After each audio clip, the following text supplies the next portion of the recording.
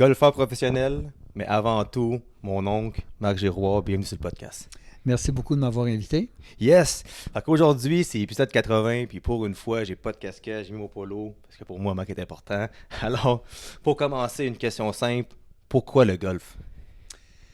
Moi, je suis originaire d'Abitibi, Amos, que j'ai été élevé. Mon père jouait au golf puis à l'âge de, je dirais, en 71. Alors, j'avais 9 ans. Il m'a amené, veux-tu venir traîner mon sac? Puis il me cadait. Puis finalement, cadais, mais je cadais un trou. Puis après ça, je prenais un bâton, puis je frappais des balles le long des trous.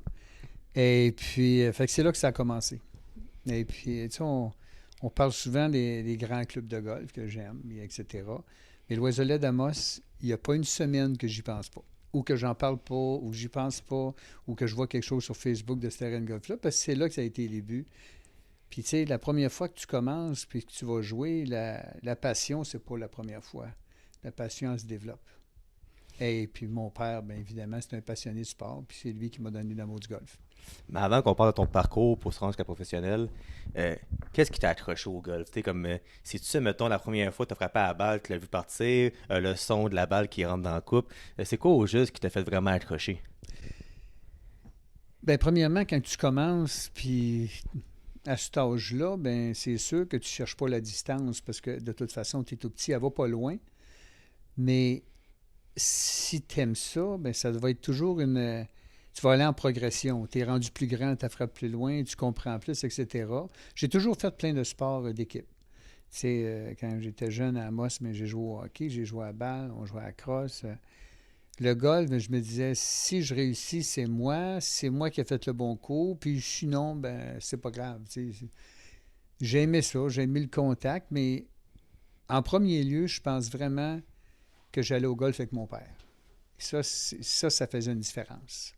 Tu sais, si j'étais allé au golf, mon père m'avait droppé au golf, puis je jouais avec du monde que laissé là toute seule, mais c'était pas comme ça. Tu sais, je veux dire, surtout les premières années, j'allais là, il était là. Après ça, on avait des juniors. Ah, ben là, c'était le fun parce qu'on avait du monde du même groupe d'âge. Fait que c'est le fun. Je suis avec les membres. Tu te compares, mais en fait, compte, je n'étais pas meilleur que les autres dans ce temps-là. J'étais peut-être plus persévérant. Mais c'est fou que tu dis ça, que tu te souviens d'où tu viens par rapport au golf. Moi, je m'en souviens, c'est avec grand-papa, puis on est allé à Rivière-du-Loup, puis il m'avait acheté un Fire Set. Puis je pense que j'avais joué au teint de Rivière-du-Loup, j'avais joué 126, mais sûrement, tu sais, il comptait pas les coups, mais en tout cas, c'était 126 mon score. Puis j'avais un putter, puis un Fire Set, puis je m'en souviens encore aujourd'hui comme c'était, que j'ai une photo avec, puis à chaque fois que je parle de golf, faut que je pense à ça, mais moi aussi, ça me rappelle mon souvenir par rapport à ça. Fait que c'est vraiment bien. Fait que là, comme tu dis que t'étais pas le meilleur au début, c'est quoi, pour comme quelqu'un qui nous écoute par rapport à ton score, disons, l'évolution du golfeur, tu sais, comme tu pars à un... Ben, tu vois, les premières années, je veux dire, est-ce que tu es vraiment là? Puis, moi, je fais une nuance. Le golf, là, pour moi, j'ai toujours vu ça en deux. Il y en a pour lesquels c'est un sport, puis il y en a pour lesquels c'est un loisir. Et on joue le même jeu, là, le même sport. Mais il y en a que c'est un loisir, puis il y en a que c'est un sport. Mon père, lui, c'était plus un sport parce qu'il voulait performer, puis jouer quelques tournois ici et là. Puis moi, ben, j'ai eu cette graine-là un peu, j'ai suivi ça. Et puis, bien évidemment, en devenant plus âgé, puis à un moment donné, ben, la première fois que Penjo, c'était 9 trous, hein, moi, c'était pas 18 trous. C'était encore 9 trous d'ailleurs, là, qui a évolué. C'est une belle petite plage pour jouer au golf. Mais là, je voulais jouer en bas de 50. Parce que Ouais. si je jouais en bas de 50 deux fois, ben, parce qu'on jouait le même neuf, des départs différents, ben là, je venais de jouer en bas de 100. Fait qu'en fin de compte, quand tu es jeune, puis tu aimes ça, puis moi, il y avait l'inclusion aussi. On pouvait jouer, puis ça n'a pas été long que, tu sais, sans être un expert au hockey, à la balle, à la crosse, whatever, je veux dire, j'étais quand même assez habile dans les sports. Je suis en train de dire que je ne veux pas être prétentieux de dire que j'étais le king, là. Ouais. Mais le golf, j'ai appris ça pas mal vite. Puis quand tu es jeune comme ça, puis que tu viens qu'à aimer ça, ben là, tu t'améliores. Puis à un moment donné, vers l'âge de 14-15 ans, je jouais à normal là-bas. Pas tout le temps, mais j'ai réussi à jouer à normal. Puis à un moment donné, ben, ça devient le fun. Il y avait des petits circuits juniors qu'on jouait, là. Val d'Or, puis Lassard, des choses comme ça. Et puis, ça m'a donné l'amour, la compétition. Je continuais à faire de la compétition. C'était l'été. évidemment. Et puis l'été, ben, j'aimais mieux jouer au golf que jouer à balle ou que jouer à la crosse, puis devoir recevoir des coups de crosse à marboulette. Fait que j'ai dit, le golf, c'est moins rough. J'aime mieux ça. Là. Yes, tout le monde, je prends juste quelques instants pour parler de notre commanditaire Shop Santé. Shop Santé, c'est la meilleure chaîne de magasins de suppléments au Québec. Alors, si tu veux un petit rabais de 10% sur le magasin en ligne, Dopamine avec 2 i. Et en plus, ils ont des très beaux produits québécois. Alors, ça vaut la peine. On retourne sur le podcast. Fait que là, tu me dis 15-16 ans, tu joues la normale. Euh, Est-ce que pour toi, c'était encore loisir? Ben oui, c'est sûr, mais en voulant dire, est-ce que tu commençais à te dire, hey, c'est peut-être possible que je puisse devenir un professionnel au golf? Puis comment ça Non, marchait dans ce temps-là? non. À l'adolescence, on est déménagé à Sherbrooke. Et puis, on est rentré membre à ce moment-là au Sherbrooke Country Club en 79. En 81, euh, j'ai décidé de quitter là-bas. Puis, on est allé, mon père aussi d'ailleurs, on est allé membre à 1000B.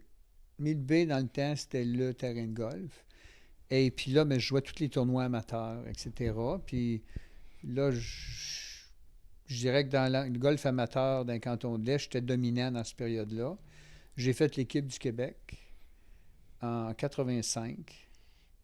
Et puis là, j'ai eu un appel de Paul Brouillard. Paul Brouillard, lui, il était propriétaire du parcours Venise. Fait qu'il me dit, allô Marc, il dit, écoute, l'an prochain, si tu voulais venir membre au club chez nous, euh, ça ne te coûterait rien de carte de membre, puis les balles de pratique, puis je vais payer tes inscriptions de tournoi. Parce que je jouais des tournois, il y en avait quasiment dans tous les clubs de golf. Là, ben, je dis, écoute, c'est super gentil, mais est-ce que je peux vous rappeler? Je vais penser à ça. Fait que je le rappelle peut-être 2 semaines plus tard. Puis là, j'avais mijoté ça dans ma tête. Je dis, regarde, pourquoi que je n'essaye pas d'aller professionnel? Fait que là, je l'ai appelé. Et puis, j'ai dit, regardez, j'aurais rien à vous faire. Moi, j'aimerais ça y aller, mais comme professionnel. Fait qu'il dit, ça l'implique quoi, ça? Ben, j'ai dit, si je qualifie, ça l'implique, ça coûte des dépenses à peu près 10 000 $. Et puis, mais j'ai dit, pour ça, il faut que j'aille le qualifier. Fait que là, j'étais parti avec un de mes amis, Russell Miller. Moi, à ce moment-là, je ne disais pas un mot en anglais. Fait que je suis parti avec un baluchon à Tampa, où j'ai pratiqué tout l'hiver. Fait que, écoute, je parlais pas beaucoup. Là. Soup of the day, a lot of crackers. Et puis, en tout cas, ça a commencé comme ça. Puis quand je suis allé aux qualifications, j'ai qualifié. Fait que là, je l'ai rappelé pour dire j'ai qualifié pour jouer le circuit canadien.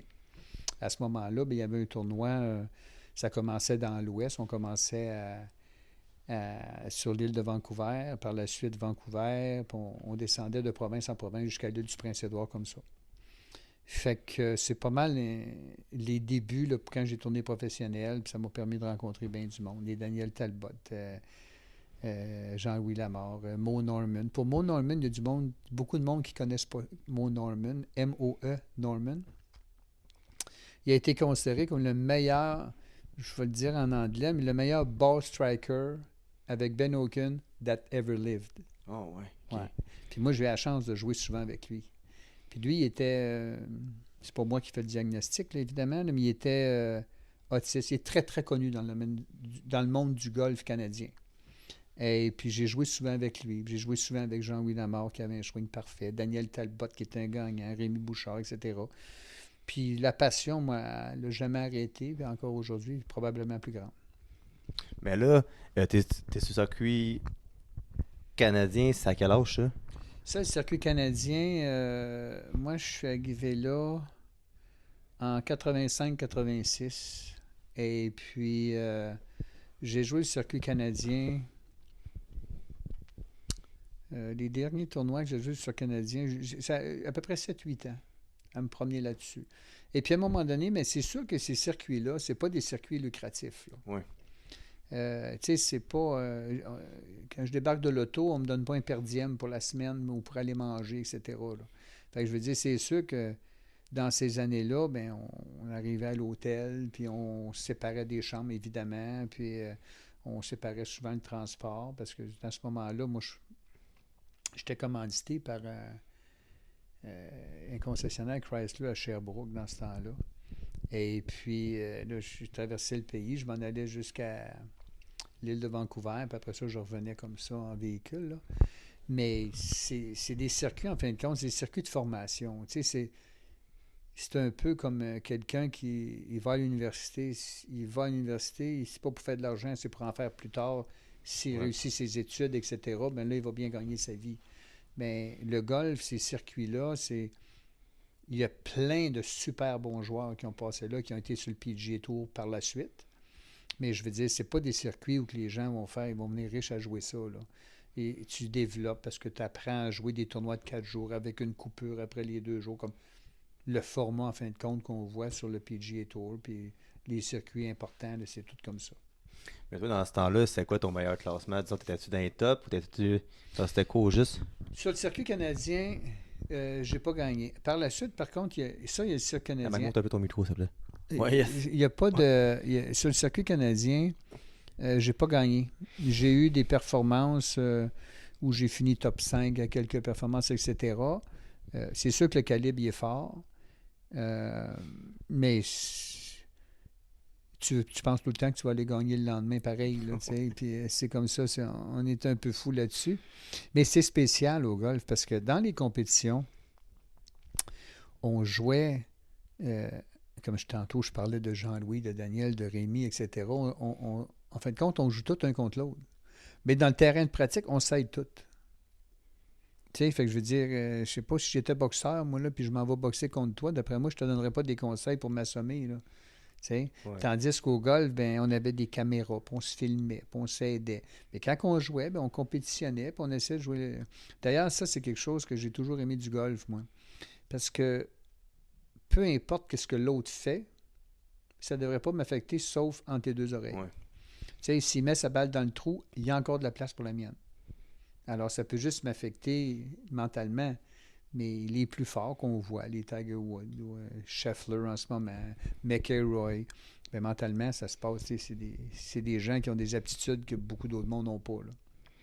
Mais c'est en même temps, puis j'ai vu ça l'autre fois, tu sais, euh, le nombre de victoires de McIlroy, disons, en carrière versus le nombre de tournois qu'il a joué. Puis on peut dire que c'était un des tops peut-être de l'histoire avec ce qu'il vient de faire au Master. Fait que, tu sais, quand tu dis que le monde sont camarades puis c'est des chums, mais ça reste quand même que tu peux finir dans le PGA 5-6e puis faire 200-300 000. Fait que, en fond de l'argent pareil. 5 6e, ça fait plus que ça. Ah, pour de vrai, Ah oui. tant que ça? Oui, ils font de l'argent. Là. Ouais. Oui, oui. Puis ça dépend des tournois. Là. Il y en a Ok, de ça, plus ok, ouais. en plus d'argent. Ouais. Là. Mais c'est sûr que c'est. Il n'y en a pas beaucoup. Il y en a plus qu'on pense qui gagnent leur vie avec ça parce qu'il n'y a pas juste le PGA Tour. Il y a le circuit en Europe, il y a le circuit en Asie. Et les golfeurs asiatiques qui jouent en Asie, ils font de l'argent. Là. Et puis, c'est sûr que quelqu'un qui veut performer puis réussir à se développer pour aller sur un circuit majeur, mais il va falloir qu'il s'expatrie. C'est pas ici que ça va se passer. Ouais. C'est pas parce qu'on n'a pas des bons terrains, on a des super terrains de golf. Mais quelqu'un qui veut réussir à faire ça, ben, il va falloir qu'il dise, ben écoute, puis là, non, mais là, je fais pas assez d'argent. Non, non, mais il faut que tu trouves le moyen d'y aller. Tu sais, je veux dire, puis d'un autre côté, mais si tu ne peux pas faire assez d'argent pour payer tes dépenses, là, je ne parle pas pour faire de l'argent, c'est pour payer tes dépenses, ben, tu n'auras pas une carrière dans le golf. Mais Là. c'est sûr qu'en même temps, puis je n'ai parlé avec un invité il y a 2 semaines, Louis, que lui c'est du baseball, puis je disais comme quoi que c'est normal parce que ici on peut jouer au golf combien de temps, versus quelqu'un qui vit en Floride, fait qu'il faut que tu joues 12 mois par année, puis c'est frapper dans un filet versus frapper dehors, c'est pas pareil, j'imagine. Là. C'est sûr que c'est pas pareil, mais le golf a énormément changé aujourd'hui. D'une part, moi, dans mon temps, mais c'était différent, c'est sûr.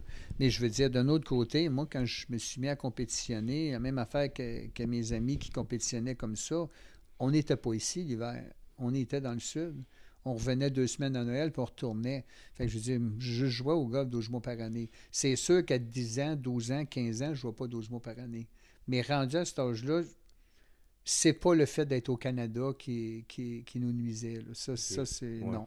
Je veux dire, on était ailleurs, on allait ailleurs. Ouais. La seule différence, c'est que nous autres, ben, celui qui reste en Floride puis il reste chez ses parents, mais il peut rester là jusqu'à 35 ans s'il veut. Il va aller jouer au golf, ça ne coûtera rien. Tandis que nous autres, il fallait y aller. On dépensait, mais on était là quand même. T'sais?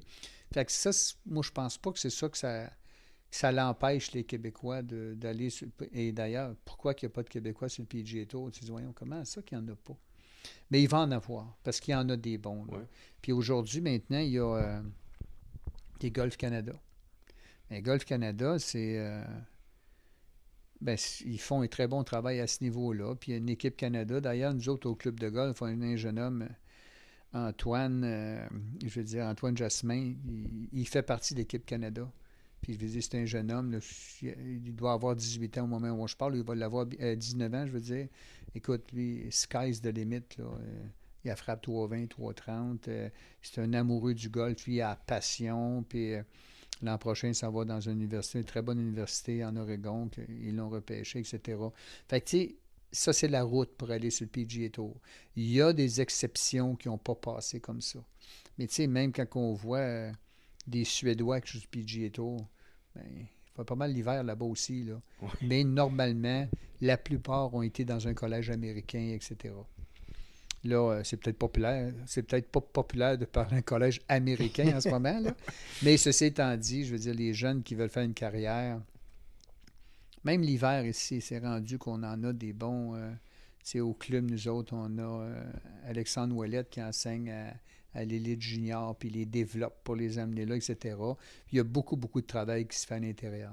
Puis tu sais, si on regarde les professionnels qu'on voit à la télévision, ce sont des athlètes de haute performance maintenant. Tu sais, autrefois, c'était des bedonnants un peu, puis ça finissait le tournoi, puis ça allait prendre de la bière un peu, puis, mais c'était correct, ils ont le droit de prendre une bière. Là.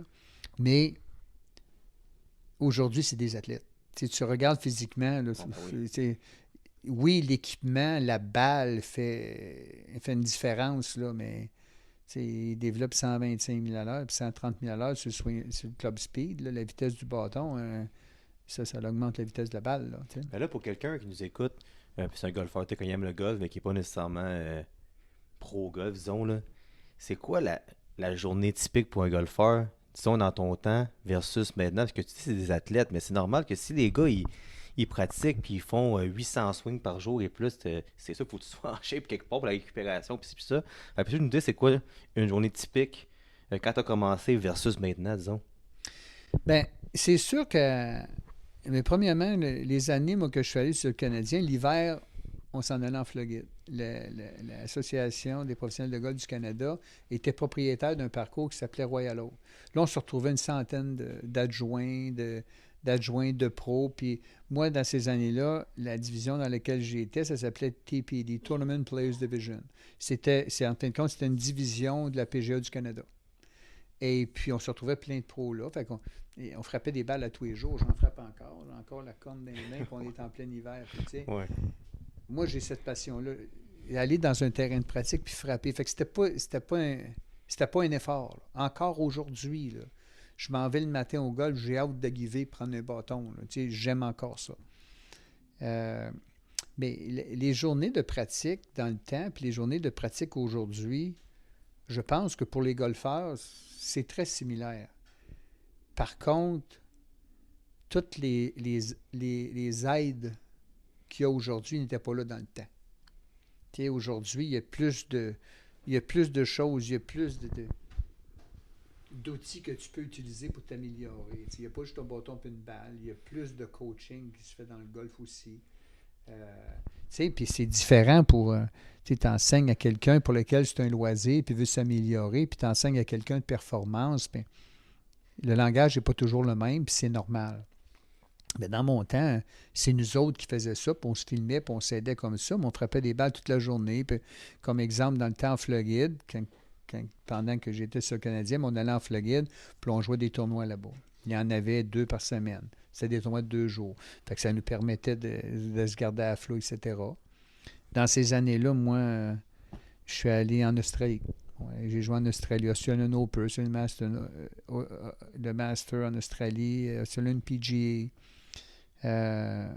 Puis là, dans ce temps-là, Daniel était là, Daniel Talbot aussi, Jean-Louis Lamarre, puis on se promenait là-bas. C'était une belle vie, là. C'était extraordinaire. D'ailleurs, je referais ça, là. Mais je veux dire, à 63 ans bientôt, je vais passer mon tour. Puis, tu sais, il y a du monde, on dirait, là, qui Puis ça, c'est vraiment niaiseux de dire ça. Ah, tu sais, le golf, c'est pas un sport, blablabla. Ils font seulement frapper une balle. Puis j'ai entendu souvent quand moi, je jouais plus jeune. Puis tu disais à quelqu'un la difficulté d'être pro, de jouer scratch, puis juste le gap entre le circuit canadien et la PGA. C'est quoi le gap, là? Comment que c'est dur d'être dans le top 125 de la PGA?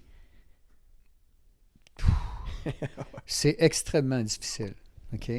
Puis, il y en a plusieurs qui ont joué le circuit canadien pour aboutir sur le PGA. Maintenant, les qualifications, c'est plus pareil. Parce qu'autrefois, tu étais pro, tu voulais t'inscrire une qualification, ça coûtait tant de 1000 $, puis il y avait 3 stages. Il y en a un stage, 2 stages pour se rendre à la finale. Et puis, 4 rondes, puis la finale, c'est 6 rondes. Bon. C'est extrêmement difficile. Tu sais, premièrement, c'est mondial. Il y a du monde qui... OK, il y a peut-être moins de golf. Non, en Afrique du Sud, il y en a pas mal. Il y en a des très bons, d'ailleurs. Mais tu sais, il y a des pays qui n'ont pas de golf. Mais je veux dire, le golf, là, il y a du monde qui joue au golf partout. Là. Tu sais, on parle, je ne sais pas si c'est encore ça, c'est pas un chiffre officiel que je dis, mais qu'il y a 800 000 golfeurs au Québec. Là. 800 000. Tu sais, fait que peut-être que c'est du monde qui ont des bâtons dans le sol qui servent deux fois par année, je ne sais pas, là. Golf Québec aurait peut-être plus la réponse que moi là-dessus, mais il y a quand même beaucoup de monde, là. Fait que c'est sûr qu'il y a une route à faire pour se rendre dans ces niveaux-là. Puis c'est sûr, il faut que tu aies des aptitudes, il faut que tu aies de l'aide, parce que, tu sais, des fois, c'est pas toujours facile là, de partir. Puis tu vois, moi, j'en ai fait plein de voyages. J'étais allé en Amérique du Sud, à un moment donné, bon, je vais en Amérique du Sud, je vais aller jouer le circuit là-bas, puis en Colombie, au Chili, au Paraguay, à Uruguay. Tu sais, je me suis promené, là, j'étais tout seul, là. Puis mon espagnol n'était pas fort. Mais tu sais, tu apprends à te débrouiller, hein. Je veux dire, à un moment donné, tu regardes, c'est ça, puis j'aime tellement ça que quand tu es sur le terrain, t'es mindé à d'autres choses. Là. Tu penses pas à grand-chose. Là.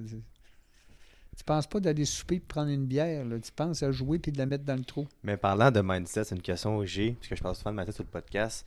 C'est quoi le mindset d'un golfeur? Ou toi, mettons, c'est quoi comme la gestion du stress? Est-ce que tu regardes le leaderboard quand il y en a un? J'imagine que c'est pas tous les circuits, qu'il y a des gros leaderboards comme dans la PGA, mais c'est... Est-ce que toi, tu compétitionnes contre toi-même? Tu as ta stratégie, tes dead-ins, ce que tu as à faire, ou tu penses souvent à lui qui est derrière et devant toi, disons? Euh, Moi, quand je jouais au golf, là, celui qui gagnait, je donnais le mérite. Quand moi, je gagnais, je prenais le mérite. OK? Et puis, il y a clairement un mindset. Le pire que tu peux avoir, c'est de te fâcher. Ça, oui, tu peux être déçu après un coup, tu sais, je ne le dirai pas tout fort, mais dans ta tête, tu peux dire le mot, là, qui est moins beau, mais ça ne peut pas rester. Tu peux pas rester. Puis moi, je dis souvent une expression qui peut peut-être paraître farfelue pour du monde. Faut pas se concentrer à se concentrer. Tu comprends ce que je veux dire? Non. Oui, je réfléchis, je me concentre, mais non, il faut que je me concentre. Non, ça, moi, ça n'a jamais passé dans ma tête. Je ne veux pas me concentrer à me concentrer. Alors, je veux dire, c'est sûr que le golf, il y a un petit côté selfish là-dedans. Tu sais, un petit côté égoïste. Tu fais ta bebelle, je parle en tournoi, là, tu sais. Je ne pourrais pas donner un conseil à mon chum, là, j'aurais pas le droit, c'est contre des règlements. Mais tu sais, de toute façon, pas sûr que tu as vraiment le goût.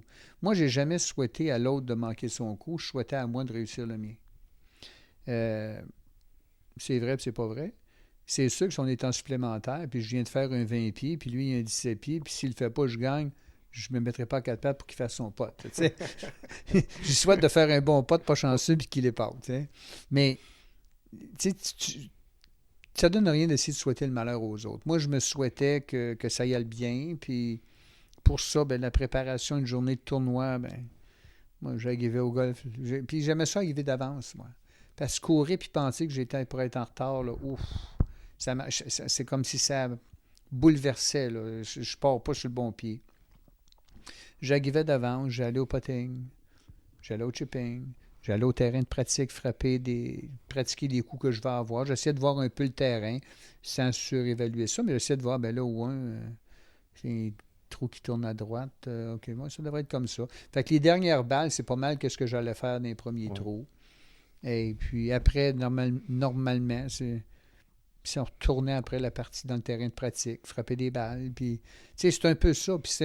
Puis la vie des professionnels de golf qu'on voit à la télévision, tu sais, à un moment donné, on dit, ouais, il joue moins bien ou il joue pas du tout, il n'est pas là. Tu sais, les golfeurs, là, je parle pas de la période des fêtes de Noël, mettons, là. Mais un gars qui va jouer 2-3 semaines, mettons 3 semaines en ligne, là, boum, boum, boum. Après ces 3 semaines, il est brûlé à l'os. Là, je veux dire, il est fatigué, ça c'est sûr. Fait qu'on pense qu'il n'est pas nécessairement à la plage écrasé là pendant 2 semaines de vacances. Il va à son club parce qu'ils ont tout un home course, qu'on appelle. Là. Il va pratiquer des choses. Son coach va aller le voir. Puis c'est le coach qui va aller le voir. Ça, surtout à ce niveau-là. Là. Tu sais, mettons, je prends Tiger Woods, puis il a déjà été entraîné, Tiger Woods, par Sean Foley, qui est un Canadien, lui. Puis il y en a eu d'autres, des coachs, tu sais, Butch Harmon, puis etc. Je dirais que dans les dernières années, le coach en arrière, il ne connaît pas grand-chose que Tiger ne connaît pas. Ouais. Ils ont la même philosophie. Ils pensent la même philosophie, ils pensent, puis l'autre est là pour l'aider, oui, puis ils ont le même speech un peu.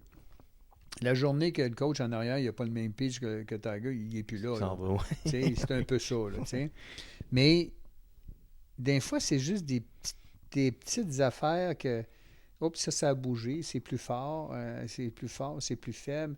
Mais eux autres aussi, là, c'est des humains, là, qui pognent des semaines que ça va moins bien. C'est sûr que tu regardes un gars comme Scheffler, ben une semaine que ça va moins bien, c'est un top 10 pareil. T'sais? Tandis que le golfeur qui garde sa carte, qui est très, très, très bon, là, mais il réussit à garder sa carte, puis il finit en 80, 100, 125e, ben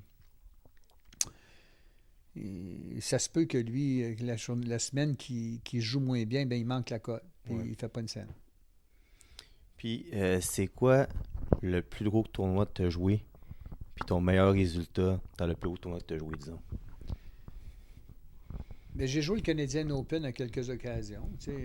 J'ai déjà eu Tiger Woods qui était en arrière de moi là-bas. Ouais. Et puis, je n'ai pas très bien joué. Là. Le Canadian Open, ça, c'était à Montréal, celui-là. Puis à Toronto, je l'ai joué quelques fois aussi. Malheureusement, j'ai manqué à cote par 2, qui était le plus proche. Fait que, Puis en fin de compte, il y a quelque chose là. Il n'y a aucune défaite. Là. Mais les gars avec qui j'ai joué, parce que tu joues 2 jours avec les mêmes, puis il y a une coupure après, puis là, ben, ça va aller selon les scores que tu es rendu. Mais les 2 gars avec qui j'ai joué, c'est Brightman puis Carter, je pense. Là. Et puis il y en a un qui était 5e après 2 jours. Il y en a un qui a fait la cote. Il y en a un qui a fait la cote par 2. Puis moi, j'ai manqué la cote par 2. Au niveau de la frappe de balle, je frappais comme eux autres. Puis j'étais rendu à 42 ans la dernière fois. Là, fait qu'à 42 ans, tu en vois moins sur le PGA. Et puis je frappais à la même place qu'eux autres. J'avais pas ça. J'ai frappé plus de fairway qu'eux autres. J'ai frappé plus de verres en régulation qu'eux autres. Puis proximité du trou plus près qu'eux autres. Alors la différence était où? Le putting. Ouais. C'est sûr que ça prend des verres rapides si on veut se développer. Le monde ne réalise pas. Là. Je veux dire, si on joue ici, c'est comme moi, je suis au Blainvilliers maintenant. Puis là-bas, les verres sont rapides. Fait que déjà là, tu as un aperçu de qu'est-ce que ça a l'air. Mais quand tu joues des terrains de même, puis tu es habitué de jouer, puis moi, dans mon temps, des verres qui roulaient à 12-13, il y avait juste ça sur le PGA Tour. Il n'y avait pas ça dans les clubs. Là, on ne le voyait pas, en tout cas pas où moi j'étais. Fait que tu es habitué de poter dans un club où le verre roule, on appelle ça sur le stimp meter, à 8, puis tu arrives sur le PGA Tour, puis il roule à 13. Ça, c'est une espèce de règle. Puis maintenant, il y a peut-être des affaires plus sophistiquées, puis à un moment donné, tu laisses aller la balle, puis la balle, ça roule, exemple, 10 pieds. Là, tu t'en vas ou à l'arrêter, puis tu le refais dans l'autre sens. Faut que tu fasses ça sur un endroit plat, puis elle roule 8 pieds. Mais le stimp meter, ça veut dire qu'il roule à 9. Alors, quand ça roule à 8 ou à 9, puis tu as un pot qui cause de 6 pouces de droite à gauche, bien quand tu potes, puis le même pot, puis que le verre roule à 13,5, bien tu ne vises pas à la même place parce que tu manques le trou, tu vas dépasser de 8 pieds. Là. Tu vas aller trop loin, là, ça ne marchera pas. Même quand je joue au golf, là, j'étais allé au New Jersey une couple de fois, les terrains à Martin, puis les verres étaient tellement plus rapides qu'ici. Ouais. C'est sûr que quand j'étais membre d'un terrain ici, j'étais pas dans des gros terrains non plus. Mais c'était très rapide. Ça fait toute une différence. Ouais. Bien souvent, les gens, un terrain, de la façon que les parcours sont préparés pour ces événements-là, bien, le rough est long comme ça. Les verres, ils essaient d'avoir les verres le plus dur possible et puis à une vitesse très, très, très rapide. Ça, c'est plus le même terrain, là. Tu sais, je veux dire, ça, c'est comme aller faire du ski alpin dans la pente intermédiaire débutant, puis aller dans la piste de mogul qui descend comme ça, puis que t'es pas... Tu sais, ça marchera pas. C'est pas la même affaire, là. Ben, le golf, c'est un peu ça. Fait que c'est sûr que le fait d'aller jouer des circuits ailleurs, étrangers, comme, mettons, le Canadian Tour, ils vont jouer des très bons parcours, des parcours plus longs. Tu sais, aujourd'hui, le golf, ça se joue à 5400, 7500. C'est certain que si on dit qu'un tel parcours, il y a 5500 verges en arrière, mais dans un toit de PGA Tour, ils ne jouent pas tout complètement en arrière. Ah, puis il y a un trou, un par 3 qui va être avancé, ou un par 5, des fois un par 4 qui va être avancé, qui vont l'arranger pour que ce soit un par 4 que tu puisses frapper en 1, tu sais, pour faire un show un peu, exactement. Là, tu sais. Puis, tu as dit que tu as joué en avant de Tiger Woods, puis c'était comment la foule? À vrai dire, j'étais dans le terrain de pratique, ça. Il était en arrière de moi. Mais d'ailleurs, il a manqué à la cote à Montréal, lui. Pas de vrai? Oui. Et puis, premièrement, c'était celui-là, c'était en 97. Et puis Tiger Woods, si je ne m'abuse, je pense que je ne me trompe pas, c'est la première fois qu'il était pro. D'ailleurs, c'est l'année qu'il a gagné le Master. Là. Il était pro, c'était la première cote qui manquait. C'est fou, à Royal Montréal. Et puis, cette année-là, il y avait de la façon qu'il était setupé, le tournoi, si je ne me trompe pas, ça avait été comme la 5e cote la plus haute à cause du niveau de difficulté. D'ailleurs, c'est Steve Jones qui avait gagné ce tournoi-là, puis Greg Norman, à ce moment-là, qui était favori de la foule, il a drivé dans le rough au 18, mais c'était impossible de frapper le verre de là. C'était pas possible. En fin de compte, quand il y a des gens là, qui sont là pour aider à retrouver la balle, puis mettre un petit drapeau, comme on voit à la télévision, là, à côté de la balle, ben à Royal Montréal, si tu ne mettais pas de drapeau là, c'est sûr que quand il aurait coupé le gazon, il aurait trouvé bien des balles. Non, c'était... À vrai dire, c'est pareil comme tu allais jouer dans un rough de même, mais tu frappais un coup de sandwich pour la garrocher dans le jeu. Là. À l'exception près, à moins que tu te frappais assez croche pour que tu ailles où que les gens ont piétiné toute la journée. Puis qu'est-ce que tu penses de ça? Là? J'ai vu le Master la semaine passée, puis Rory, je pense, puis j'ai vu que tu l'image en prolongation. Il est au tête de départ, puis il y a de la foule. Je pense qu'il y a un couloir de 10 verges pour frapper sa balle. Je sais pas si c'est déjà arrivé un genre de situation de même avec une foule de même. Ouais. Mais comment tu fais pour te concentrer? Parce que moi, pour vrai, tu sais, c'est même pas la part que c'est quasi impossible qu'un gars de même manque sa drive et qu'il achète qu'on s'entend. Mais c'est plus le concept de comment tu fais pour te concentrer dans un moment si important que ça de sa vie. Écoute, c'est incroyable. Moi, ça m'est arrivé à 2 reprises des situations comme ça. OK, la première, non, ça, c'était pas la première. On a compté l'autre en Australie. Mais ça, c'est au Canadian Open, en 97. Et puis, ça faisait 20 ans que le Canadian Open n'était pas venu à Montréal. Alors, puis, quand le golf vient à Montréal, comme le President Cup l'an passé, etc., il y a une frénésie pour les golfeurs, là, ils se dérochent. Puis, tu sais, ça vient pas souvent ici, alors quand ça vient, les gens y vont. Et puis, moi, la première journée, je partais au 10e trou. Et puis, les gens savaient, là, tu sais, puis il y a Stéphane Talbot qui avait super bien joué dans ce tournoi-là, d'ailleurs. Et puis, je pense qu'il y avait Stéphane puis moi qui jouaient dans le tournoi. Et puis là, moi, je suis sur le putting green, là, je pars là, dans une dizaine de minutes, là, ou 15 minutes. Mais il y avait du monde. Là. Fait, j'en étais mal à l'aise d'être sur le putting green, avec tout le monde autour. Puis, tu sais, je suis pas un star du PGA Tour, là, tu sais. Puis là, tu t'en vas, puis il y avait des gardiens là, qui nous faisaient le chemin dans ce temps-là pour se rendre au départ du 10. Et puis, là, quand j'arrive au départ du 10, écoute, il y a du monde, là. Il y a du monde là, sur le long du trou partout. Et moi, dans ma tête, je me dis, il y a sûrement les gars qui viennent de partir, c'est des gros joueurs, puis la foule va les suivre, etc., tu sais. Mais finalement, ils étaient là pour voir les Québécois partir. Puis c'est ceux qui ont suivi Stéphane aussi, etc. Quand j'ai planté ma balle sur le tee, tu n'as pas le goût de la planter puis qu'elle tombe à terre. Là, tu veux qu'elle reste là, tu mets le driver sur devant en arrière. Moi, dans ma tête, tu vois, quand on parlait de mindset tantôt, quand je suis allé là, pour moi, d'être sur la balle comme ça, en position de frapper, puis rester là, je ne peux pas voir qu'est-ce qu'on peut penser de positif. La pensée, puis le coup, c'est dans la boîte en arrière. Pour moi, c'est là que ça se passe. Fait que quand je suis arrivé là, j'ai mis le bon bâton, ce qui était un driver, bang, j'ai frappé, puis go, go, go, il faut que ça parte. Là, tu sais. Fait que, puis ça s'est bien passé. Fait que j'ai eu du plaisir, mais pas joué de top, là, mais j'ai eu du plaisir quand même. Puis là, c'est ça, c'est Tiger, j'imagine, mais à part Tiger, peut-être, c'est qui la personne la plus célèbre que tu as joué avec au golf ou que tu as vu dans un événement? C'est que tu as vu Tiger, c'est sûr, mais tu sais, quelqu'un d'autre, disons. Greg Norman. Tu as parlé ou? Non, je n'étais pas son body. Là, oh, oui, Greg and I, on s'appelle à tous les semaines. Non, c'était pas exactement ça. Mais Greg Norman, à cette époque, quand je suis allé jouer en Australie, Greg Norman était numéro 1 au monde. Et puis, d'ailleurs, Tiger Woods, il a été numéro 1 au monde. Le nombre exact de semaines, c'est 600 quelques semaines. Et puis, le plus près, c'est 200 quelques semaines, c'est Greg Norman. Puis un jour, ça va être battu, là, mais c'est pas battu depuis longtemps. Et puis, à cette époque-là, Greg Norman, il y avait un aura que les autres n'ont pas. Tu sais, exemple, je ne sais pas, on est 15 gars à pratiquer sur le putting green, mais il y a juste un trou. On dirait qu'il y avait Greg Norman sur un trou, puis nous autres, on splittait les autres. Tu sais, tiens, hop, lui, il est là, je vais poter ailleurs. Là, tu sais, fait que, mais il y avait un aura, quelque chose de spécial. Puis d'ailleurs, quand je disais qu'il est arrivé quelque chose en Australie, parce que je suis en train de jouer le tournoi, puis il est dans le groupe en avant de moi.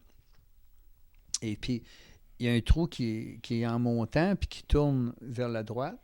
Puis lui, il est dans le groupe en avant, puis il descend. Mais tout le monde drivait dans l'autre fairway pour que ça soit plus court. C'était une normale 5. Je vais faire comme les autres.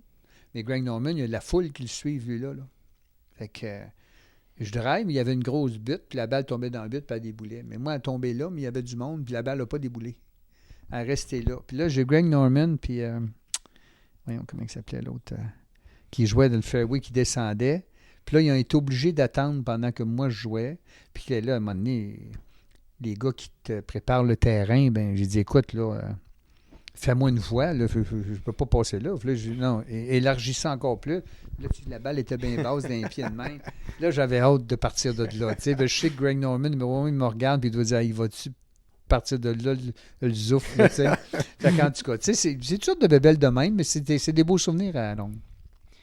Ah, pour vrai, c'est super intéressant tout ça, puis c'est spécial que tu aies pu vivre ça avec Tiger Woods, Greg Norman.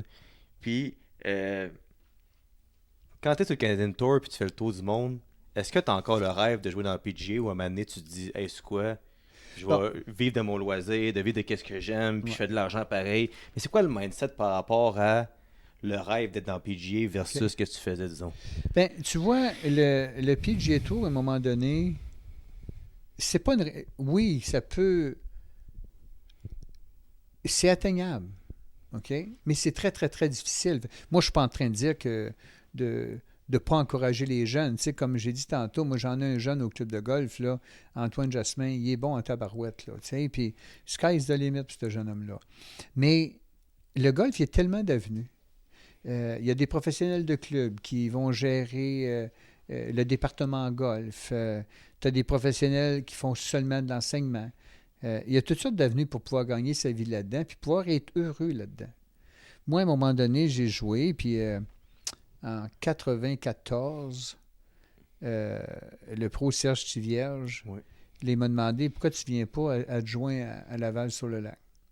Je disais, ça serait super, ça. Fait que, là, j'étais tanné là, de courir tout partout. Mais le jour que je suis allé à Laval-sur-le-Lac, je n'ai pas joué moins, j'ai joué plus. C'est là que j'ai été à Laval-sur-le-Lac, c'est là que j'ai joué des Canadian Open, etc. Tu sais, à un moment donné, il faut qu'il sorte de l'argent quelque part aussi. Là, il ne faut pas juste en dépenser. Et puis, là, j'étais là, puis j'ai passé des belles années là. J'ai été 3 ans à Laval-sur-le-Lac, puis je faisais des compétitions là-bas. Puis, pas à Laval, là, mais je veux dire, des compétitions au Québec ici. Dans ce temps-là, au Québec, il y avait un circuit de golf qui était le fun. Est-ce que quelqu'un peut dire qu'il va gagner sa vie avec le circuit du Québec? Non. Aujourd'hui, encore beaucoup moins. Mais, je veux dire, la personne qui veut se développer pour aller sur le PGA Tour, puis qu'elle joue au Québec, ben c'est le jour qu'on vient savoir qu'elle n'ira pas sur le PGA Tour. Pas parce que le Québec, c'est pas le fun et que c'est pas beau. C'est pas ça. Tu joues un terrain de golf de 6500 verges, là-bas, il y a 5500, 5400, il n'y a pas de coupeux, il n'y a pas rien. Oui, que quelqu'un, un gars qui viendrait, je sais pas moi, Joey Savoie. Joey Savoie, là, il joue sur PGA Americas, là, qui est l'Amérique du Sud puis le Canada. Il est très bon. Mais si Joey venait jouer un tournoi avec les pros du Québec, ben ça serait le fun parce que les gens verraient un maudit bon golfeur dans la fleur de l'âge, etc. Mais jouer, s'il vient jouer ici, mettons que c'est sa saison de golf, c'est le Québec, puis j'irai aux qualifications l'automne prochain, ça ne va pas arriver. Là. Ouais. Tu sais, ces gars-là, les golfeurs dans la fleur de l'âge, ils sortent de l'université, oui, qui viennent ici de temps en temps, puis jouer Coupe Canada, c'est le fun, parce que Coupe Canada qui a lieu à Victoriaville, tu vas avoir les meilleurs golfeurs du Québec, puis tu vas avoir les meilleurs golfeurs du Canada, puis d'autres golfeurs qui ne sont pas qualifiés, ces circuits majeurs, vont venir. Fait qu'il y a un bon calibre de jeu qui se passe là. Mais c'est un événement.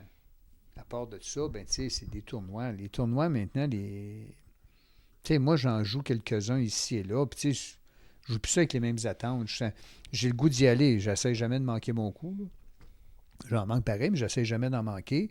Mais je veux dire, on fait ça parce que je vois les vieux de la vieille ou je vois les nouveaux jeunes, puis ça me permet d'aller voir le monde, puis tu sais, et j'aime ça.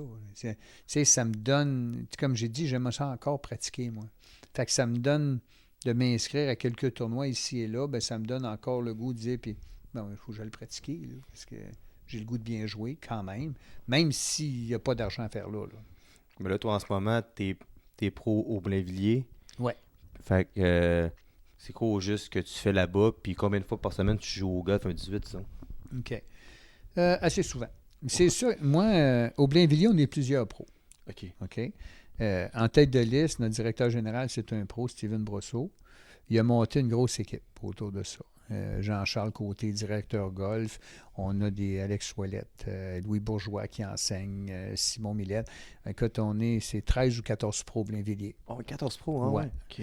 C'est sûr qu'il y en a qui vont travailler plus au niveau de l'équipement. Il y en a qui vont travailler au niveau de la boutique, etc. Moi, quand j'ai été en contact avec le Blainvilliers,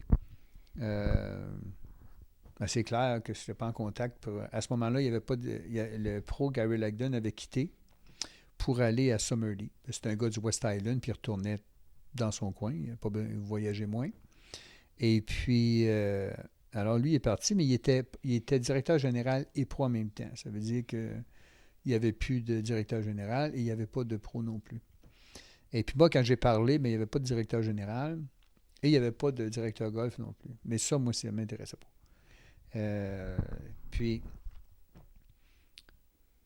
j'aurais envie de dire qu'ils ont créé un poste pour moi, là. Ça fait prétentieux, mais c'est un poste qui n'existait pas avant, en tout cas. Okay. Puis moi, je suis ambassadeur du club de golf. Mais quand on parle ambassadeur, je ne suis pas ambassadeur parce que je m'en vais jouer le club voisin, puis genre, moi, je suis au Blainvilliers. Non, je suis fier d'être au Blainvilliers, extrêmement fier d'être là. Mais ambassadeur, c'est en fin de compte de vraiment être avec le membership, avec les membres. Puis quand je dis avec les membres, je ne suis pas un membre, je suis un professionnel là-bas et j'enseigne. Alors, je suis ambassadeur et enseignant au club, mais d'être impliqué dans les événements de membres, des nouveaux membres, de m'assurer que les nouveaux membres soient dirigés vers le... Je ne sais pas si je vois un couple et ils sont nouveaux membres, mais ils jouent toujours à deux. Bien, je vais aller jouer avec eux autres, puis je vais voir comment ça se passe, puis mon Dieu, eux autres, je les verrai dans tel groupe, puis je vais essayer. Fait qu'en fin de compte, en ce moment, moi, j'ai vraiment la place exacte que je veux avoir. C'est comme le Jean Béliveau, dans le fond. Ouais, là, ça serait... Je vais dire que Jean Béliveau... D'ailleurs, j'ai déjà gagné son tournoi. Mais non, je dirais jamais ça. D'ailleurs, il n'y a pas personne au Québec qui peut dire ça. Là. Mais non, je suis très, très, très bien là-bas. Tu sais, comme je dis souvent, moi, quand je m'en vais au club de golf le matin, je suis super content. Puis quand je retourne à la maison chez nous avec Sylvie, je suis super content. Fait que là, je t'avais demandé d'avance pour le monde qui nous écoute, si tu peux donner des conseils. Des OK. conseils rapides pour n'importe quel golfeur que là, il trouve que ça drive à droite, à gauche, blablabla, puis que là, il s'interroge sur sa game. Fait que peux-tu nous donner, je sais pas si tu as 4-5 conseils Ouais. pour tout golfeur pour remettre son Mais- match droit, disons. OK. Mais souvent, on donne des conseils, mais exemple, quelqu'un qui vient prendre des leçons, là, OK? Ben, il faut qu'il croie à la personne. Ouais, mais je suis pas bien de même. OK, mais c'est parce que tu joues 120. Fait qu'on va essayer de te mettre une position que tu ne seras pas bien pendant un bout de temps, mais qui va produire plus. Alors, la première affaire, OK? Quelqu'un qui ne joue pas beaucoup ou qui veut commencer, la position des mains sur le bâton. Tu sais, moi, j'ai déjà vu des très, très, très mauvaises positions sur un bâton qui joue bien, c'est des grandes exceptions. Mais j'ai rarement vu quelqu'un qui joue 130 qui a une position de main parfaite. Tu sais? Fait que, je veux dire, la position des mains. Puis moi, il y a 3 conseils que je mentionne tout le temps partant, là, OK? L'alignement. Avoir un bon alignement. Puis, ça semble bien simple avoir un bon alignement, mais c'est pas si simple que ça. 2, c'est avoir une position athlétique. Bon, c'est quoi une position athlétique? Bien, une position athlétique au tennis, le gars qui attend le service, athlétiquement parlant, il est placé pour rebondir d'un bord et de l'autre. Même si c'est pas où ça va aller, il est placé, il est prêt. Mais au golf, tu veux prendre une position athlétique qui va t'aider à mieux tourner, qui va t'aider à garder ton équilibre. Alors, pour moi, ça prend une bonne position des mains. Puis, écoute, demandez à votre professionnel ou allez voir sur Internet, mais je veux dire, tu vas aller voir, mais faites juste regarder une photo des mains Tiger Woods. Mais les mains, ça peut varier un peu d'un à l'autre, mais pas beaucoup. Le dessus, que ce qu'on voit, il va avoir une main gauche, pour les golfeurs droitiers, un peu plus forte, etc. Mais j'aime mieux plus fort que plus faible, là, mais une bonne position de main, un bon alignement, une position athlétique et l'équilibre. Comme je mentionne souvent, moi, vous pouvez aussi soigner aussi fort que vous voulez, aussi fort que vous pouvez, autant que vous frappez la balle en plein milieu puis vous ne perdez pas l'équilibre. Fait que c'est moins fort qu'on pense. Il faut jouer à l'intérieur de ça aussi. C'est sûr que le golf aujourd'hui, c'est une game, celui qui frappe le plus loin. Mais quand même qu'on ne frappera 15 verges de plus si on n'est pas capable de faire un putt puis pas capable de faire un chip proche du trou. Puis, fait que, tu sais, conseil des mains, alignement, position athlétique, équilibre. Puis l'autre chose aussi, malheureusement, quand je vais dans un terrain de pratique publique, whatever, ben, ils ont tout un driver dans les mains. Mais, non, moi, je ne suis pas très bien. Ah ouais? Ouais, j'ai 32 d'handicap. C'est sûr que le putting, c'est pas le top, là. Fait que ça, le putting, le chipping et le pitching. Parce que si je prends un exemple, les meilleurs au monde, là, ça commence sur le verre. C'est là la plus grosse différence. Ouais. Après ça, c'est autour du verre, la plus grosse différence. Après ça, c'est à 100 verges. Les gars, ils frappent tout loin, à part d'une quinzaine que c'est sur loin, là, les 330, 340. Ils frappent tout loin. Mais celui qui pote le mieux, celui qui est les meilleurs avec les wedges, le pas de sens, celui va gagner. Mais ça, c'est fou, tu dis ça. Quand j'étais jeune, j'étais au Club de golf Salon Nord. C'est ça que je faisais. J'avais ma carte, puis c'était tu coches ton fairway, vers régulation, si tu fais un chip putt, puis ton nombre de putts. Ouais. Puis là, si tu fais 27 putts dans une ronde, puis que la ronde d'après, t'en fais juste 5 de moins, mais tu passes d'un 87 à un 82, ça paraît, tu sais. Ben oui. Fait que c'est pas mal les putts qui changent pas mal de choses pour le monde, mais le monde s'en rend pas compte, on dirait. Là. Les gens aiment ça. Ben, je peux comprendre que les gens aiment ça, la grosse bombe, là, Ouais, bang, à là. distance, ouais. Mais il n'y a pas grand-chose de plus le fun que de l'entendre tomber dans le trou. Oui. En tout cas, moi, j'aime ça l'entendre tomber dans le trou. Tu sais. C'est pratiquer les bonnes affaires. Puis l'autre affaire, c'est un conseil, je vais prêcher pour ma paroisse, à vrai dire, puis pour ma profession et mes confrères. Tu sais, des fois, je vois ça, je dis, ouf, 2 chums, là, Billy puis Bobby. Là. Ils jouent samedi matin, puis Billy, il joue 95, puis Bobby joue 105. Billy donne des conseils à Bobby. Puis la semaine d'après, c'est Bobby qui joue 95, puis c'est l'autre qui joue 105, puis c'est l'autre qui donne des conseils. Fait que ça fait pas des grosses béquilles. T'sais? Fait que, tu sais, moi, ça, il faut faire attention. Fait, tu sais, moi, je connais ça, là. Puis il y en a de mes confrères qui connaissent ça aussi, là. Mais quand je vais jouer avec quelqu'un, je vais jouer avec quelqu'un. On joue ensemble. Non, non, non, non, non, non, Phil. Non, non, non, non, non, non, fais ci, fais ça.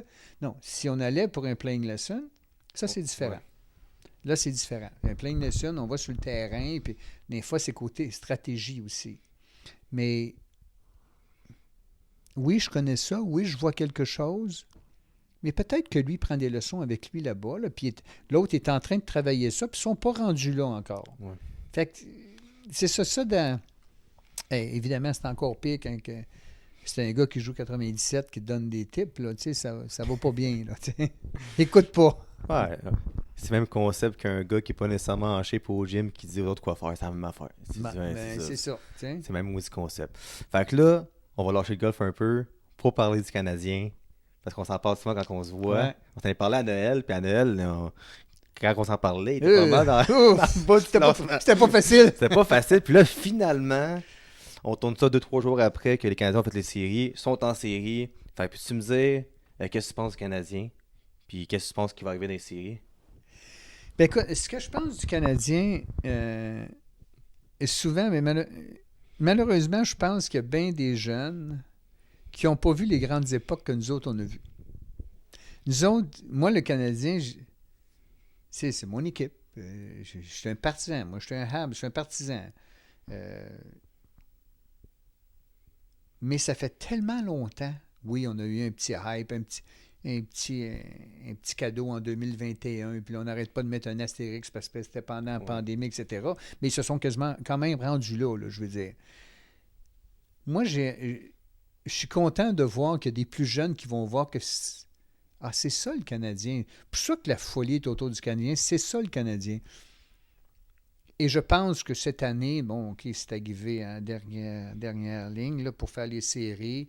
Ils vont jouer contre Washington. Moi, je pense qu'ils ont des chances contre Washington plus que contre Tampa Bay. Ouais. Plus que, tu sais. Fait que je me dis, bon, il y a peut-être quelque chose là. Ça, on ne sait jamais. Ça joue ça à glace, là. Mais je suis quand même très encouragé pour le futur. Ah ben oui. Tu sais, quand que je vois Suzuki, Caulfield... Lane Hudson, c'est incroyable. Lane Hudson, ça, c'est quelque chose qu'on n'a pas vu là, depuis jamais. Il a fait le record des Canadiens. Fait qu'on n'a pas vu ça souvent, là. Et puis, Dimedov. Lui, moi, je pense vraiment que ça va être absolument l'enfer. Puis c'est moi, qu'est-ce que je pense du Canadien, puis c'est positif, mais en même temps, je suis réaliste. Moi, je me dis, si le Canadien joue comme les 2-3 derniers matchs de l'année, il perd en 5, ou même en 4. Oh. Mais si le piano sur leurs épaules est tombé, puis que là, ils sont plus lousses, c'est possible de causer une surprise, mais encore là, qu'est-ce que le monde parle pas souvent, c'est qu'ils ont 2 premiers choix cette année. Fait que ça veut dire qu'ils sont en avance sur leur programme. Ouais, ça veut dire que, oui, techniquement, tu sais, quand à Vegas, disons, les chances qu'ils gagnent la coupe sont très, très, très, très minces selon les statistiques avancées, puis ci, puis ça. Mais pour faire plaisir aux fans qui sont là, qui sont tout le temps là, puis pour vivre, pour qu'un Suzuki vive ça, un Caulfield vive ça, un Hudson, ils vont voir que le Stand Bell dans les séries, c'est extraordinaire. Fait que moi, je pense qu'il n'y a rien de négatif à ça. C'est positif, puis... Oui, puis avec le paquet de jeunes, parce qu'on a un paquet de jeunes, là, tu sais, Gaulet, là, on n'a pas mentionné Gaulet tantôt, là, c'est tout un joueur. Puis Rand Biker, de ce qu'on a vu un petit peu à Laval, puis tout, Rand Biker, ça devrait être un bon joueur. N'empêche que je suis déçu de ne pas voir Jacky dans l'alignement. Pas parce que je suis un apôtre du jeu rude, puis je veux qu'il tape sa gueule à tout le monde, là. Mais je me semble que les autres... Puis je ne trouvais pas si mauvais que ça, moi, mais aussitôt qu'il fait une erreur, il garoche en arrière, tu sais. Mais il me semble que les joueurs se sentent plus gros quand il est là. En tout cas, moi, je me sentirais plus gros quand il est là. Justement, là, tu rentres dans les séries, tu le sais qu'il va y avoir Tom Wilson. Ton top 3-4 défenseurs qui vont plus jouer. Fait tant qu'à avoir un Struble qui joue 8 minutes, mais t'es genre t'as B. Jacky qui est 5 pouces plus grand puis qui fait peur, puis que Steve Wilson, il tombe sur Motambo, mais lui au moins il est là pour protéger. Puis un 6e défenseur dans les séries, en temps normal, joue beaucoup moins, fait que pourquoi pas l'habiller rendu là, t'sais. Puis tu sais, je veux dire, je sais pas, moi, si on se met à bûcher sur Lane Hudson, whatever, puis c'est pas parce que je veux qu'il court après le monde, là. Il me semble que c'est le bon gars pour faire ça, pour dire, oh, t'as une minute, là, ça marche pas de même avec mon petit Hudson, tu sais. Mais je pense que ça va être des séries le fun, puis de toute façon, comme tu dis, tu sais, on a le droit de rêver un peu, en étant réaliste, que s'il gagnait, bien, ça serait tout qu'un upset. Ouais. C'est déjà un upset qui réussissent à faire les séries, parce que personne n'est placé en série. À Noël, il était 31e, là. Mais tu sais, c'est le fun. Tu sais, cette année, il y a des belles séries, il y a des belles rivalités. Ouais. Il y a des gros clubs qui jouent contre. Je pense que Colorado, Dallas, Dallas. tu joues en partant, puis après ça, t'as Toronto, Ottawa, c'est une égalité. Devil, Caroline, c'est une égalité. Fait qu'il va y avoir des belles séries. Mes deux clubs font les séries. Fait que pour moi, c'est tant d'années qu'on va voir du hockey de très bonne qualité. Non, ça va être le fun. Ça va être bien le fun. Toi, t'as-tu, mettons, un club favori pour la Coupe ou tu sais pas encore? Ben, l'Avalanche, Colorado, d'après moi, ils ont toute une équipe. Ouais. Dans l'Est, les Canadiens, c'est sûr. Mais en réalité, là, ça, c'est avec mon cœur. Mais en réalité, d'après moi, Tampa Bay. Tampa Bay, c'est... faut lever le chapeau. Ça fait longtemps, là, fait longtemps qu'ils roulent, eux autres, puis qu'ils vont bien, etc. Moi, il y en a un que j'aimerais parler. C'est Montembeault. Ouais. Moi, Montembeault, là, j'ai entendu toute l'année. Oh, mais là, il faut qu'il fasse ses preuves. C'est pas vraiment un numéro 1. Mais là, c'est pas vraiment un numéro 1. Tu sais, t'es gardien de but en arrière de l'équipe de Tampa Bay. Il me semble que t'as moins d'ouvrage qu'en arrière des Canadiens depuis des années. Là. Moi, Montembeault, je suis content qu'il ait sa chance. Puis je suis content qu'avec la qualification des séries, j'entends des Marc Denis dire que non, c'est un vrai numéro 1. Puis je suis content d'entendre ça. Moi, pion là-dessus, on a un gardien québécois qui joue à Montréal. Qui est content? Qui est content d'être là. Qui n'a pas un gros salaire versus d'autres gardiens qui font 3 fois le salaire qui sont pas très bons cette année. C'est un bon gars. Il est fier d'être là. Puis il amène les Canadiens dans les séries. Puis il y a des statistiques avancées qui disent que quand il enlève le goal d'équation, les Canadiens, avec un goal ordinaire, qui serait 28-29e cette année. Puis Jean Montembeault, dans les statistiques avancées, je pense qu'il est 4 ou 5e dans la Ligue cette année. Fait que le gars, avec une défensive, on va se le dire, on a vu le dernier match, là, plus que normal, on va se le dire. Là. Plus que normal. On est gentil, là. Plus que normal, il est là, puis il sauve les meubles. Ouais. Puis le monde, c'est facile de blâmer sur un mauvais but, mais tous les gardiens en donnent, puis ça reste quand même que c'est un match d'erreur, puis sinon les matchs restent 0-0. Carey Price, c'en est un bon. Martin? Oui. Brodeur? C'était bon? Exact. Le record de victoire, il devait être pas pire. Ouais. Mais il y en a eu des buts qu'il a donnés qui n'étaient pas des bons buts, là. Mais non, tu sais, il n'y a personne... Ah non, nous autres, notre gardien de but, il n'a pas donné un mauvais but de l'année. Boy, donne-y 20 millions par année. Ah ben oui, puis tu sais, écoute, Martin, il a fait les séries souvent, il est allé à la Coupe très souvent aussi, 5 fois en fin de la Coupe Stanley. Ouais. Puis ça, ils mettent d'en face s'ils écoutent ça. Ben, le but contre Anaheim, là, de la Rouge, c'était pas un gros but, mais quand il y a la Coupe 2 jours après, fait que tu sais... Ici à Montréal, on analyse vraiment trop chaque but qu'il accorde, mais ça reste que c'est un très bon gardien de but. Il ne demande pas beaucoup d'argent.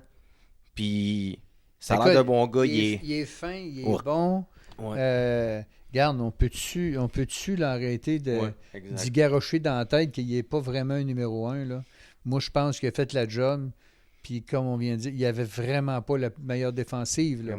Peut-être que dans les prochaines années, ça va être là. Bon, il y en a un nouveau, là, Jacob Fowler qui s'en vient. Bon. Tu sais, Dobèche, il a gaulé 3-4 matchs, des super envois. Montembeault, envoyé aux poubelles, Dobèche tout le temps. Ouais. Non, puis Montembeault, il a gardé les buts 60 parties cette année, je pense. Qu'est-ce que j'ai aimé là-dedans, c'est que Ken Hughes puis que Martin Saint-Louis ont tout le temps dit notre gardien numéro 1, c'est Montembeault. Je pense que Montembeault est arrivé avec Bergevin, si je me trompe. Je ne suis pas sûr. Là. C'est Bergevin qui l'a pris au balotage des Panthers. Puis Hughes est arrivé, il commençait à faire le ménage, puis il n'a jamais tassé Montembeault. Ouais. Fait que c'est une preuve que l'évaluation d'organisation est bonne pour lui. Puis je pense que ça place. Puis j'ai vraiment hâte de le voir dans les séries. Puis ça a l'air d'un gars nerveux. Fait que pour moi... Non, c'est vrai qu'il a l'air cool. Hein? Pour moi, un Québécois qui joue à Montréal, dans notre sport national... avec tout ce qu'il fait, je trouve qu'il n'est pas assez reconnu. Puis, puis même des fois que je comprends pas qu'on parle pas assez de lui, mais c'est pour ça, moi, que il mérite tellement plus que quand... Ben, de toute façon, il écoute probablement pas ça, là, mais que ce soit l'antichambre, n'importe quoi. Puis, ouais, c'est sûr que... Ben, c'est pas le gars-là de l'avenir. Ben non, dans 30 ans, il sera plus là. On va régler ça, là. Ouais, il sera pas là. C'est pas le gars de l'avenir. Il a encore sa place quelques années, ce gars-là. Là. On parle d'avenir, mais à un moment donné, il faut te suivre dans le présent. Puis, tu sais, maintenant, faut... Écoute, que le Canadien, avec les choix qu'ils ont, mais sont rendus à un moment que, comme Edero, Martin m'avait dit, hey, cette année, on va arrêter de drafter, là, comme faut y aller. Fait que là, faut y aller, puis là, Pank sont partis, puis on a échangé un premier choix pour un gardien. Mais les Canadiens, ils sont rendus là. Ils sont rendus au point qu'il leur reste peut-être 1 an et demi, 2 ans, puis même là, faut y aller, puis ils sont capables de le faire, puis ils ont une première ligne qui est élite dans la NHL, puis là, les ingrédients s'en mettent tranquillement pas vite, puis ils vont tasser les joueurs qui vont tasser. Enfin, je pense que l'avenir est très bon. À un moment donné, comme tu dis, il faut y aller, là, ben, Suzuki, là, si ça prend une reconstruction de 8 puis 9 ans, puis ça finit pas, là, ouais, mais là, c'est parce qu'il va avoir 30 ans, lui, là. Ouais. Faut arrêter, là. Ouais. Là, faut y aller. Ils sont bons, puis moi, j'ai confiance en Kent Hughes puis Jeff Gorton. Puis Martin Saint-Louis aussi. Ah, aussi, puis il y a eu une période qu'on était moins sûr, mais là, finalement, ils nous font mentir. Est-ce que ce coup de chance, on le sait pas? Mais là, Demidov s'en vient. Puis souvent, il y a des joueurs dans l'organisation qu'on parle pas, mais qui s'en viennent aussi. Il y a un défenseur en Russie qui est super bon, ça a l'air, qui s'en vient. Ils savent qu'est-ce qu'ils font. Faut leur faire confiance. Puis Jeff Gorton a bâti des bons clubs. Il a bâti les Rangers. Puis du moment qu'il est parti des Rangers, mais le club, il est en train de couler. Hey, ça, c'était l'enfer. Ça, c'est l'enfer. C'est épouvantable. Écoute, il était même mentionné dans des contenders pour la Coupe Stanley, là. Ouais. Écoute, c'est épouvantable. Ouais, puis les Rangers, moi, j'ai haï, c'est un autre sujet. mais moi non plus, c'est pas mon équipe. Moi. Non, puis les affaires qui sont arrivées récemment, j'ai pas envie de parler ici, mais il y a des drôles de choses qui se passent dans l'organisation, avec la direction, des joueurs qui ont commenté des choses. Panarin est arrivé de quoi? Une affaire de sexuelle, une affaire qui est arrivée avec une employée, que là, ils ont payé l'employé, ça a sorti au nouveau. Tu sais, il y a beaucoup d'affaires qui se passent là-bas. Ça ressemble pas mal comme dans le temps, le style de country club. Fait que je pense que Gorton il est mieux à Montréal, puis il a l'air super bien ici, puis je pense que Hughes puis lui font la bonne affaire. Là. Non, le Canadien s'en va dans la bonne direction, puis on va souhaiter des bonnes séries éliminatoires. Yes. Ça serait le fun que ça aille loin, mais regarde, comme tu as dit, il faut être réaliste, puis on a le droit de rêver. Yes. Merci d'être venu, Marc, pour de vrai. Pour moi, c'est un honneur. C'est moi qui te remercie. Marc, mon Saint-Marc, il vous êtes 80. Je sais que ça a pris du temps, mais... des fois, je vais revenir la semaine prochaine. Parfait, il n'y a pas de problème. Fait que je suis vraiment content. Fait que je te souhaite le meilleur. Je te souhaite beaucoup de golf. Puis c'est pas mal ça pour vrai. Je suis vraiment content. Fait que si vous voulez vous abonner à ma chaîne YouTube, c'est gratuit. Ça fait avancer le projet. Et aussi, j'ai 3 comptes Instagram. Coach Phil, Dopamine Fitness, Dopamine Podcast. Je vais mettre aussi l'Instagram de Marc dans la bio. Alors, merci beaucoup tout le monde. On s'en va prendre une bière. Moi, sans alcool. Alors, merci beaucoup. À la prochaine.